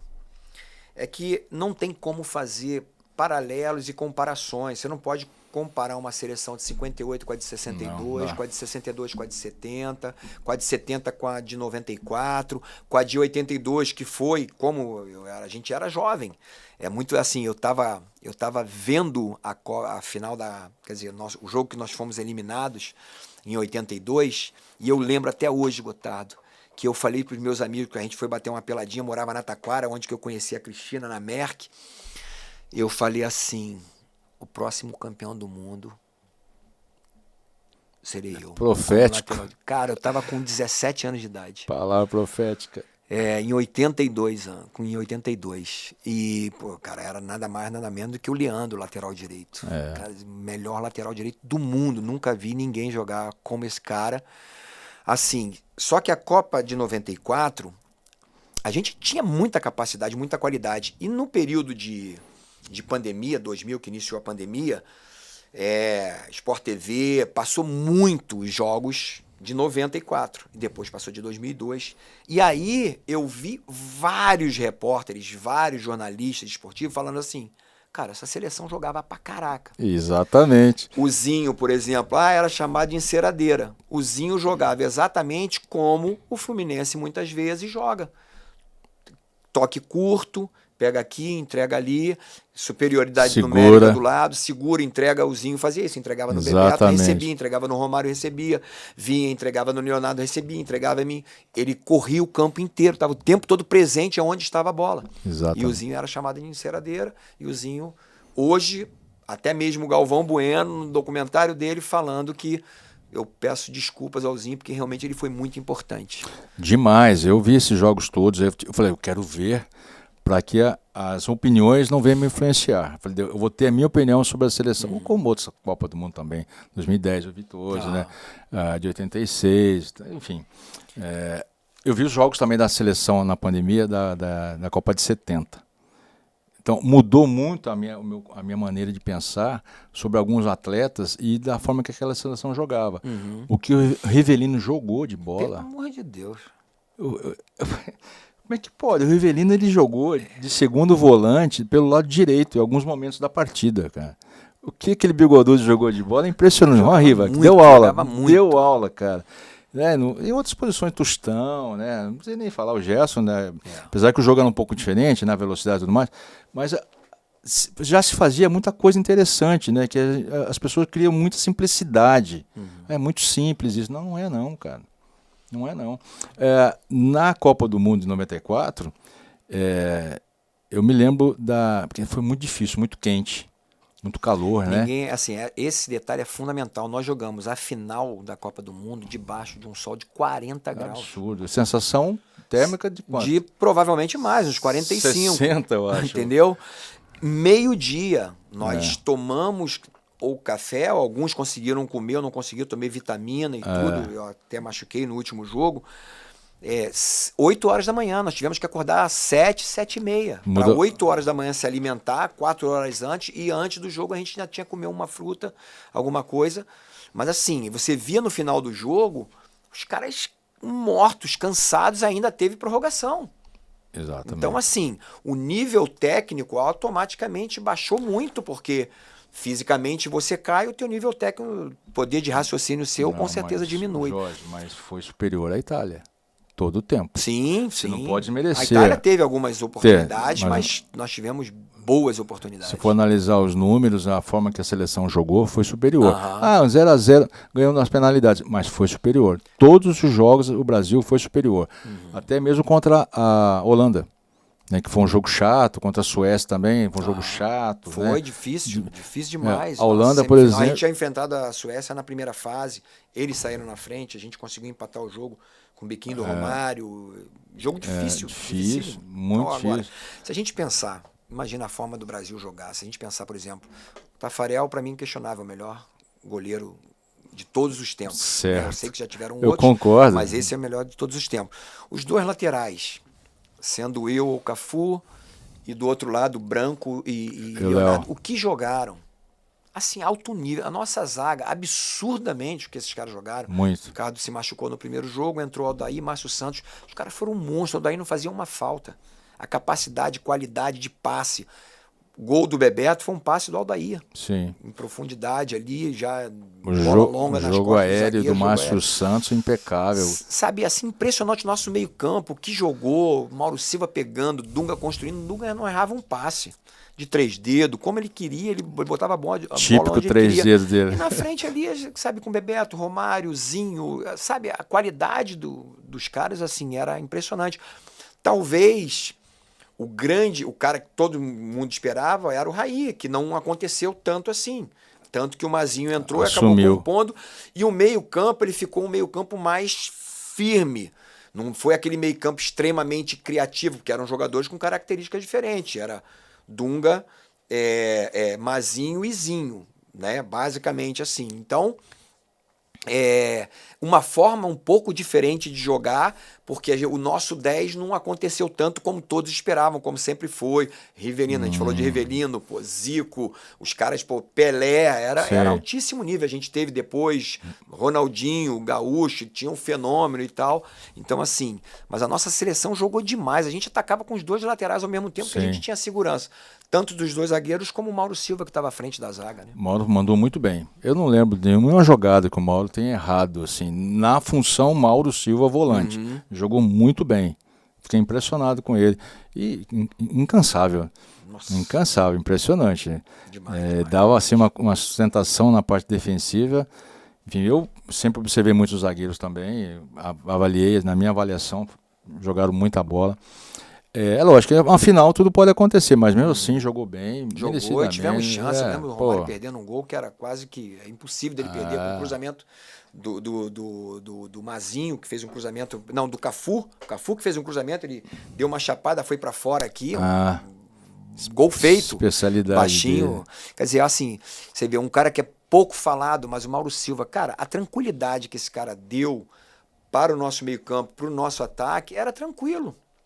Sabe, o Dunga podia sair com tranquilidade, Zinho, Mazinho, porque tinha uma segurança. Basicamente, ele formava uma linha de 3 ali com os dois zagueiros e dava uma tranquilidade. Mas eu falo. Pra gente descer, pra gente subir com facilidade. Né? Eu falo do Mauro porque eu gosto muito de ver o Mauro começando no Guarani. O Mauro, ele era quinto jogador, ele era reserva do reserva nos treinos. Ele é mais novo, né, do que nós. E ele teve lesão, acho que de joelho também, sofreu. Ele se destacou quando foi pro Bragantino. Né? O Bragantino levou acho que os 7 ou 8 jogadores do Guarani. Ele começou a era Bragantino. Né? Depois levou o treinador do Luxemburgo também para lá. Algo assim, fantástico, cara. O que esse rapaz conquistou através de muito suor e dedicação. E hoje ele está trabalhando, continua no futebol. E é bom pra gente que tenham pessoas com a visão dele no futebol, né? E seria interessante se a gente pudesse também, os nossos atletas que estão hoje atuando na Europa, e que eles pensassem, de repente, em seguir na Europa. Isso é a ideia minha, tá, pessoal? Já dei sugestão aí para um grupo de WhatsApp. Permaneça na Europa um pouquinho mais, fique na Europa fazendo seus cursos, conquiste um campo de trabalho nessa área técnica, como gestor, como o Léo está lá, né? Como treinador, como diretor. Eu acho que é uma oportunidade boa para o jogador brasileiro. Está o Edu fazendo um grande trabalho, o Edu que teve na seleção com o Tite, fazendo um excelente trabalho no Arsenal. Então, ele voltou para cá, né? Ou seja, os argentinos ficam lá, os uruguaios ficam lá, e os brasileiros querem voltar para a pátria amada. A gente tem essa ligação muito forte, né, com o Brasil, até mesmo porque assim, a questão da língua, muitos argentinos permanecem na Espanha, a questão da língua facilita para eles. Claro, não é nenhuma, pelo amor de Deus, a gente consegue empurrar facilmente aí um portunhol, a gente se vira sem problema nenhum, mas essa questão da gente voltar para casa às vezes muita necessidade de estar com a família, e eles têm um pouquinho, não sei, não é que são frios, mais frios do que nós, assim, mas eles conseguem permanecer lá e acabam dando sequência na carreira por lá. Se desprende um pouco mais fácil dos laços da família, né? Jorge, aí na Copa de 2010, que você foi já como auxiliar, assim, o que você fez que você faria diferente? O que de repente, se fizéssemos assim, uma preparação, porque você foi eliminado de um jogo, né? Um gol, né? Daquele baixinho de cabeça lá, mas eu não vou analisar o gol em si, né? Eu vou analisar o jogo, porque eu achava que a Espanha, lógico, já tinha um destaque, mas eu achava que a Espanha emocionalmente, pela surpresa minha, né, não estava, mas era fraco mentalmente. Tanto é que eu dei um palpite no primeiro jogo, eu falei, a Espanha vai perder para a Suíça, porque o futebol suíço é bem pragmático e bem eficiente defensivamente, e perdeu, 1-0. Mas a Espanha ela já tinha uma ideia diferente de prática de futebol, de como jogar, e mentalmente estava mais forte do que eu imaginava. E aí foi chegando, né? Mas assim, voltando ao Brasil, qual foi a lição que você teve? Assim, vou te ser sincero, a gente fez as coisas que tinham que ser feitas. Sim. Nós convocamos aqueles que deveriam ser convocados, se a gente pensar um pouquinho antes. Não levou o Ronaldinho Gaúcho. Já em 2008, o Ronaldinho Gaúcho já estava fisicamente muito, muito debilitado. Ele já não, assim, a questão da perseverança, do foco, da concentração. E a gente vê um pouquinho o que está acontecendo hoje. Né? A gente, eu bato muito nessa tecla. O Neymar ainda, ele fez uma grande Copa do Mundo, hein? Fez uma grande Copa do Mundo e ele saiu. Nós saímos num jogo que ele jogou pra caraca. Muito. Mas eu acho que ainda pode dar mais. Se ele tiver o foco, se ele só pensar nisso. Ele tem que pensar só em Copa do Mundo. Então, naquela oportunidade, o Ronaldinho Gaúcho já não, sabe, fisicamente já não era mais jogador. Tanto que a gente levou ele para as Olimpíadas e acabou ele não acontecendo. A gente tomou de 3 da Argentina. Eu lembro dessa Olimpíada, eu lembro. Entendeu? O Adriano podia ter levado o Adriano, só que na semana anterior à última convocação, eu fui no treino do Flamengo, o Adriano não se apresentou. Chegou a conversar com ele? Problema, conversei. O Adriano ia parar de jogar futebol quando ele voltou pro Brasil, porque ele tinha perdido o pai dele. Sentei com ele, com a mãe dele, com a avó dele, com o irmão dele pequeno. Aí, na época, ele era bem moleque.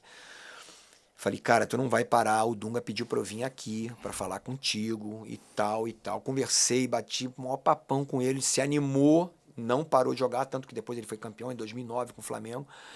Só que ele tava num período ali, pré-convocação, muito difícil, ele tava tendo problemas sérios, ele foi ameaçado por não sei, a gente ouviu, pelo menos na imprensa, ameaçado por um traficante, porque estava tendo um problema com a noiva dele, ou que estava saindo. Estava uma loucura. E tomamos a decisão em conjunto, a comissão técnica, na época participava, era eu, Dunga, Américo Faria, Paulo Paixão, Fábio Macerigian, que ficou até há pouco tempo aí, que está junto com o Tite no Flamengo. A gente tomou a decisão de não convocar o Adriano e também não convocar o Ronaldinho, porque ele não entregou, nem nas Olimpíadas e nem nos amistosos. Fisicamente, ele não conseguia realmente. Era um cara extremamente inteligente, habilidosíssimo, a gente sabe que é um craque, mas em termos de competitividade, de intensidade, ele não ia entregar pra gente. E foi convocado aqueles que a gente acreditava que ia realmente conquistar o título. Fizemos um jogo maravilhoso contra a Holanda no primeiro tempo. Jogo fantástico, com um passe maravilhoso do Felipe Melo pro Robinho. Nossa, que dando passe. Uma chapada, coisa linda. A gente poderia ter feito o Kaká, eu lembro até o Kaká dando uma chapada também no ângulo. E a gente não conseguindo fazer o gol. Poderia ter ganho ali de 2-3-0 no primeiro tempo. E tomamos 2 gols de bola parada. Sim. Né? Talvez, de repente, uma substituição do Felipe Melo, que já estava num momento difícil.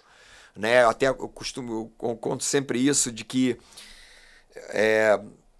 o Paulo Paixão sentou do meu lado, Felipe Melo já tinha tomado o cartão, e eu peguei o Felipe Melo dentro do vestiário e falei, Felipe, tu tá jogando muito, tu tá matando com o jogo, tá jogando demais. Só que os caras vão te provocar para te expulsar, então não entra nessa. Ele falou, professor, eu tô tranquilo. Tô tranquilo. Falei, pô, beleza, tô tranquilo. Bom. Quando começou, que a gente tomou o segundo gol, e começou aquela coisa de gente já ficou nervoso e tal, o Paixão falou assim, Jorge, chegou perto de mim e falou, só que eu tinha acabado de ir no Dunga falar uma coisa no ouvido do Dunga, tu lembra da Vuvuzela, que era uma ensurdecedora, demais. Todo mundo fala aquela... Eu tinha que falar alto no ouvido do Dunga para ele entender. E o Dunga não gostava que eu passasse informação toda hora, e não é bom, o auxiliar técnico não é bom, ele tem que ir de vez em quando. O Paixão fala assim, acho que chegou o momento. Quando eu voltei, sentei no banco, o Paixão falou assim, acho que está no momento, na hora de tirar o Felipe Melo, que ele tá nervoso. Avaliação do preparador físico, isso é importante. E aí o cara já, macaco velho, aquela coisa toda de malandro, falou, Jorge, acho que está na hora. Eu falei, dá um tempinho, porque eu acabei de ir no Dunga agora. Se eu vou de novo, eu sei como é que ele tá nervoso, estamos perdendo 2-1, vamos dar um tempinho. Esse tempinho, Felipe Melo foi expulso. Rapaz.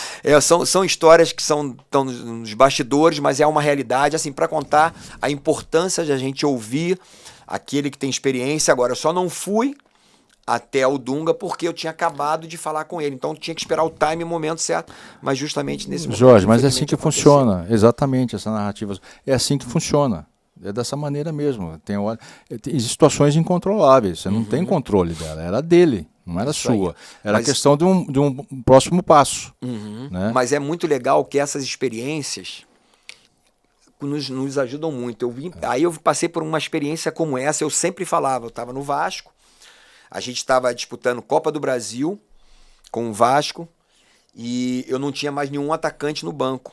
E o Thales muito mal, o falecido Thales muito mal. Mas quem eu tinha no banco? Rafael Vaz, zagueiro, mas que nas peladas, no futebolzinho, no rachão, Cara, eu lembro disso, centro cara. de atacante, matava Eu lembro pau. disso. E eu tinha falado já pro Zinho, pro Joelto, que era meu preparador físico na época, que hoje meu auxiliar, o Zinho era meu auxiliar na época. Falei, ó, se eu tive aquela situação lá da Copa do Mundo, como eu demorei a falar, cara, aquilo ali fez toda a diferença. Se vocês têm alguma coisa, sempre falem comigo. Fala comigo, não importa se vai vir toda hora, tem que falar comigo. Se você tá vendo alguma coisa que de repente eu não tô enxergando, e eu tava vendo que o Thales estava mal pra caramba. Aí o Zinho foi, deu um toque no Joelto, vamos falar com o Jorginho? Vamos. O que você acha de botar o Rafael Vaz? Falei, tá aí. Pô, Rafael Vaz, caraca, joga pra caraca de centroavante. Pô, a torcida vai matar a gente, porque a gente vai tirar um centroavante e botar um zagueiro. Professor Pardal. Colocamos o... Não, a torcida vaiou, burro. Quem fez o gol de empate, que a gente tava indo, a gente tinha ganho de 1-0 lá, a gente tava perdendo de 1-0, ia pra pênalti. Empatamos o jogo e seguimos na Copa do Brasil, porque eu dei ouvido e por causa daquela experiência lá atrás. O torcedor, ele desconhece o dia a dia do trabalho, né? Você tem uma avaliação superficial do que está acontecendo ali. Então ele vai na emoção. Ele não consegue isolar isso aí. A emoção é emoção. Não, e o natural, né? Você imagina, você vai tirar um atacante e vai botar um zagueiro, poderia botar um meio atacante, botar um... Mas não, botei um zagueiro, mas eu sabia que aquele zagueiro... Nos anos 80, que fez o gol da nos anos vitória. 80 e 70, já tinha um zagueiro que fazia isso, mas por conta própria, chamado Luiz Pereira. Eu lembro, Eu jogava no Guarani, daqui a pouco ele estava lá na frente, de centroavante. Eu falei, tá fazendo... Eu era menino, pô. Eu sou de família palmeirense, né? Então eu vi o Luizão. Perninha torta. Ele tá até hoje na Espanha. Acho que ele tá no Atlético de Bilbao, não. De Madrid. De Madrid. Funcionário lá, né? O Luizão tá fazendo o que aqui? Falei, não, agora eu vira centroavante. Tinha que conseguir um empate, pô. E era chato, cara. Chato. Não era nem muito alto. Mas tinha um posicionamento, tinha uma colocação muito boa e perturbava a gente, cara. Então tá aí. Muito bom. Pô, dando um selo de qualidade para você com o Vaz aí. Muito bem, cara. O que eu vejo também é que o Adriano fez falta. Ia ajudar muito vocês lá, cara. Sim. Mas assim... Pô, Adriano jogadoraço, a questão cara. mental dele estava muito difícil. Ele estava num processo... É porque a gente lembrar do Adriano, por exemplo, campeão em 2009, a gente quer convocar o Adriano. Tanto que ele não parou de jogar porque a gente ficou ali em cima dele. Falei, o Dunga falou que precisa de você é muito importante. Só que, psicologicamente, ele estava muito abatido. Ele estava muito mal. Ele estava, sinceramente, ele estava apaixonado, provavelmente, por aquela mulher, com problemas seríssimos, brigando o tempo todo. O Dunga falou, cara, a gente vai arrumar um problema, levar e tal. E a gente sentou, conversou e tomamos essa decisão mesmo. Mas não tenha dúvida que, tecnicamente, era um cara... diferenciado dos centroavantes que a gente tinha ali. Demais. Bem que o Luiz Fabiano foi muito bem. Mas assim, coisas que o torcedor gosta de ouvir. Você viveu muito tempo, você citou Beckenbauer, citou o Zico. O Zico até uma época que você estava começando, eu me lembro bem, existiu lá uma situação no Flamengo que o Renato não queria marcar. Lembro. Lembra disso aí? Lembro dessa reunião. Aí o Zico fala, deixa que eu marco. Eu falei, como é que o Zico vai marcar, meu? Né? Uma história... Não, o Zico deu... Quer elucidar pra assim, gente? A gente molecada, né? Falou, pô, o Renato tem que voltar, tem que ajudar e tal. Eu falei, meu, também, cada um foi falando, o Zico falou assim, para, o Carlinho, nada a ver. Violino. Deixa o Renato, deixa do jeito que ele tá. Se eu tiver que voltar, eu volto também para marcar.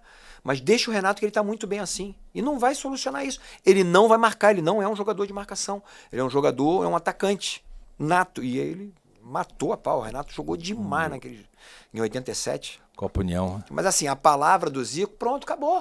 Botou ordem. Zico botou ordem, chegou ali, cara, Jorginho, moleque, Zinho, Ailton, Bebeto, fica caladinho, deixa acontecer, ele tinha experiência para isso. Né? Acredito, sim. Então, e são pessoas marcantes na sua vida. Se fosse considerar como ídolos, como referência, eu sei que o Leandro já é um para você, como uma né? referência técnica. Para você e para muita gente, né? Alguns assim que marcaram você, né? Num todo, não é só jogando bola. E 3 treinadores que também contribuíram para o seu crescimento, que marcou essas fases na sua vida. Que você possa falar e dizer um pouquinho sobre ele rapidamente.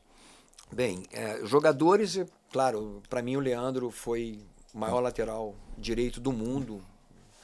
Cafu jogou pra caramba, 3 vezes finalista de Copa do Mundo, 2 vezes campeão. Carlos Alberto Torres foi um monstro também, fazendo golaço em Copa do Mundo, final de Copa do Mundo. Mas assim, o nível técnico do Leandro... Absurdo. É um absurdo. Absurdo. E ele, dentro da fisioterapia, eu fazendo fisioterapia, ele também, o filho dele estava com uns 2 aninhos, ele falou assim, filho, sabe quando o Jorginho vai jogar igual o papai? Ele deboche. Ele olhou assim, aí eu tomei um susto, né? Ele falou assim, nunca. Aí ele olhou pra mim assim e falou, tô brincando, cara, tu joga pra caraca, tu provavelmente tu vai daqui pra frente, vai ser convocado pra seleção. Mas assim, a minha qualidade, a minha habilidade é difícil pra caraca, e é verdade. Cara, nasceu mas aquilo ali foi uma coisa que assim, falou, verdade, caraca, ser habilidoso como o Leandro vai ser muito difícil para mim. Mas eu posso, de repente, cruzar melhor do que ele, posso ter um condicionamento físico melhor do que ele. Aquilo ali foi um grande motivador para mim. Então, sim, o Leandro realmente foi o cara que eu me espelhei, admirei como atleta, né? Como jogador. Agora, o Zico, para mim, foi o maior deles. Realmente, eu não vi nenhum profissional tão dedicado quanto ele. Até hoje, o Zico com 70 anos... O Zico, ele faz tudo muito bem feito. Você vê que ele operou o quadril de novo. Ele se preparou e ele já está preparado para jogar o futebol dele jogo festivo. No Maracanã, um jogo festivo. E ele vai jogar, cara. Assim, a determinação dele, eu lembro quando ele sofreu a contusão lá em 85, do Márcio, né, que entrou. Lembro, né? Ele morou na concentração. Lá em São Conrado, um local simples, um casarão simples, com um quarto super simples, o cara tinha toda a regalia na casa dele. Ele morou na concentração para se recuperar para ir para a Copa do Mundo de 86. Então, assim, igual a ele, eu, sinceramente, eu nunca vi. Então, esses caras marcaram minha vida. Claro que eu tive oportunidade de jogar, por exemplo, com o Bebeto, jogar com o Romário, jogar com o Lothar Matheus, né? Mas, para mim, o Zico é o maior. Referência. Até estava brincando, vendo ali o Romário, Perguntaram pro Romário, quem é melhor? Ronaldo, Ronaldinho e tal. Comparando. Aí falaram, né, Zico? Não, eu sou melhor e tal. Cara, sinceramente, o Zico é melhor. Para mim, foi o melhor jogador que eu tive a oportunidade de jogar junto. Joguei com o Lothar Matheus, como eu falei, com o Romário, com o Bebeto. Mas, assim, completo, o Zico até porque é outra posição. O Romário era goleador, o Romário é aquele cara da área, ele era imbatível, rápido, impressionante. A explosão do Romário, realmente dentro da área, o melhor que eu vi. Mas assim, completo, o Zico a leitura, não, eu lembro. Profissional, um cara que se entregou de corpo e alma, e até hoje ninguém consegue, talvez eu ou você, se a gente tentasse fazer um joguinho no Maracanã, meu amigo, não ia botar. Ele consegue colocar, meu amigo, mais de 50 mil pessoas. É um monstro, cara. Ele põe o pessoal do antigo, o pessoal do momento também para jogar. E treinadores, Gotardo, claro, muitos marcaram a minha vida. Eu procurei pegar aquilo que eu via realmente de qualidade, virtude desses treinadores, mas eu queria destacar alguns que foram fundamentais na minha vida. Primeiro, o seu Djalma, que falou assim, você não vai de forma nenhuma, você não tem condição de jogar de zagueiro, que você é muito baixinho, vai para lateral, então ele entendeu isso. O Edu, que não me dispensou, que me deu oportunidade e também tirou de gigante para Jorginho. Falou, não, gigante não dá, você é muito pequeno. Jorjão para Jorginho. E naturalmente mudou a minha vida 2 vezes, não deixando eu ir embora, e logo no mesmo ano sendo profissionalizado e depois sendo convocado, porque ele que foi o cara que me levou, basicamente, porque ele falou pro Jair Pereira, que era amigo dele de faculdade, os dois fazendo faculdade na Castelo Branco, falou, tem um lateral que vai te ajudar muito. O Branco estava sendo convocado, era Branco e Adalberto na esquerda e Heitor na direita. E o Branco se machucou. Ele falou assim, eu tenho um lateral lá no América que tá jogando muito. E ele joga de lateral direito, lateral esquerdo e zagueiro. Porque na época só poderiam convocar 18 jogadores. E eu fui convocado com essa possibilidade. Acabei jogando a Copa inteira, a Sul-Americana inteira e o Mundial Sub-20 de lateral esquerdo. E aí tomei a vaga do Adalberto. Quando ele diz 18 jogadores, você tinha um regulamento diferente, né? Você não só 5 jogadores no banco. Você tinha lá 20 atletas, mas só 5 para o banco. Eram 18 na realidade, só podiam 18 ser convocados. Era 18, o goleiro mais 4. Aí você tinha que ter um zagueiro, normalmente é um zagueiro, né? Exatamente. Que de repente tivesse até uma ideia de jogar como um volante também, lateral nas duas, né? Um atacante e um meia. E o goleiro. Do meio campo tinha que se fazer um volante, ou meia, o segundo, terceiro homem. É isso aí. Então o Edu foi muito importante para mim, depois mudando a minha vida financeiramente, me levando para o Japão, dando realmente um novo rumo para a minha vida. O Beckenbauer foi muito importante para mim pela simplicidade dele enxergar o futebol e a forma dele tratar os jogadores, sabe? Ele participava junto, ele brincava com a gente. E a inteligência dele, tática, e a simplicidade dele de passar, realmente assim, foram treinadores que marcaram a minha vida. E Zagallo e Parreira, porque acho que os dois deram muito certo. O Zagallo tinha toda a capacidade de leitura do jogo, o Parreira também tinha, muito tático, muito inteligente, mas o Zagallo sabia o que acontecia em campo, ele vivenciou dentro de campo e foi campeão do mundo como treinador também, tricampeão do mundo. A intuição, então, o feeling. Todo esse feeling, ele contribuiu muito para o Parreira. Então, esses dois treinadores, eu termino com os dois assim que realmente marcaram a minha vida e mostraram que também, assim, não necessariamente você precisa ser um ex-jogador para ser um grande treinador. O Parreira demonstrou isso, ele não era, ele veio do exército, basicamente, e o próprio Zagallo, que também foi um ex-jogador e foi campeão do mundo, e é o único tetracampeão do mundo verdadeiramente que nós tivemos, que nós temos até hoje. Eu entendo que o ex-jogador tem uma vantagem para vivenciar isso tudo, né? O Felipe Luiz falou que quer começar na categoria de base, como auxiliar, porque ele quer vivenciar algumas coisas. Ele já viveu isso tudo. Já viu isso tudo, ele já sabe. Ele, de repente, ele quer organizar. Como organizar as ideias, tudo bem, né? Mas você falou do Zagallo. O Zagallo, ele foi eleito o 27º treinador de todos os tempos. De 100 treinadores, é o 27º brasileiro, são 4, tá? 27º Zagallo, Felipe Scolari, 39º, Tele Santana também tá, 44º, e o Parreira, 55º. Quer dizer, então você tem uma ideia de que nós temos 4 treinadores, desse aí você citou. Esse tudo brasileiro? Tudo brasileiro, entre os 100. Sim, mas quem é, me diz aí só, quem é o primeiro dessa... O Alex Ferguson. Ah, tá. Tá. Quer dizer, de uma coisa geral, não é geral. Os brasileiros numa lista geral. Exatamente. Então, mas eu acho também que a mídia, o foco é a Europa. Não adianta, a gente perde por isso. A gente perde por isso. E claro, lá eles ficam muito tempo. O Arsene Wenger, por exemplo, ele ficou, sei lá, 12, 15 anos no Arsenal. Coisa que é quase que impossível de um treinador conseguir conquistar isso aqui no Brasil. O Alex Ferguson, ele ficou, acho que uns 25 anos, a vida inteira quase 30 anos, eu acho, exatamente. né? No todo. Como treinador, depois coordenador, gestor. Ou seja, o treinador está lá, ele está aqui em cima, faz isso, faz aquilo. Quer dizer, é um vencedor. Né? Ele tem lá as ideias assim, inovadoras. Mas a gente tem 4 só entre os 100. Né? A gente não tem Tite. Isso aí, essa pesquisa... Luxemburgo, essa pesquisa eu acho que é do ano passado. Oswaldo Oliveira recente. Também conquistou títulos expressivos, Mundial. Né? Então, poderia ter sido campeão brasileiro e Mercosul também. Então, assim, tem acho que entre os 10, eu acho, Mourinho, Guardiola, Klopp, né? Esse pessoal todo aí, o Simeone, o pessoal todo. E, para a gente finalizar, então, eu queria que você falasse um pouco do seu projeto social, que é muito importante, e deixar à disposição, já de antemão, para... Se você aceita alguma colaboração, se é possível isso, e de que forma, porque eu sei que o seu projeto é sério, né? O que você gera ali, você gera sonho, vidas, né? Você diminui situações desagradáveis na vida de muita gente, dando esperança para ter uma vida melhor. Legal.